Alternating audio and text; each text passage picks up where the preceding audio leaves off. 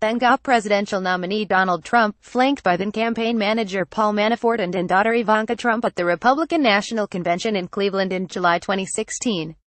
The White House wants to distance Trump from federal charges slapped on Manafort on Monday. ClarkCQ Roll Call file photo. The White House on Monday tried to distance President Donald Trump from two former campaign aides indicted for their business dealings and one who pleaded guilty to lying to federal investigators.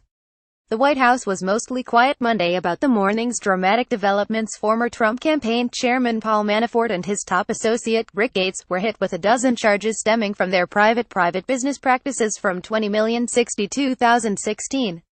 Ditto for George Papadopoulos' guilty plea on lying to federal officials about contacts he had with well-connected Russians was revealed. White House Press Secretary Sarah Huckabee Sanders aggressively tried to contend that the Manafort and Gates case has nothing to do with Trump or his White House, repeatedly telling reporters they are being charged with possible crimes committed before the campaign even existed. She also said nothing in court documents about the Manafort-Gates case released Monday morning has any connection to anything activities of the 2016 Trump presidential campaign. On Papadopoulos, Sanders attempted to paint him as a low-level campaign staffer who had little impact on the campaign's plans and strategies, and did not even warrant getting a paycheck. She repeatedly referred to the 30-year-old former foreign policy advisor to the campaign as a volunteer and unpaid. The plea deal released Monday states Papadopoulos did try to convince Trump campaign officials to set up a meeting with Russian officials.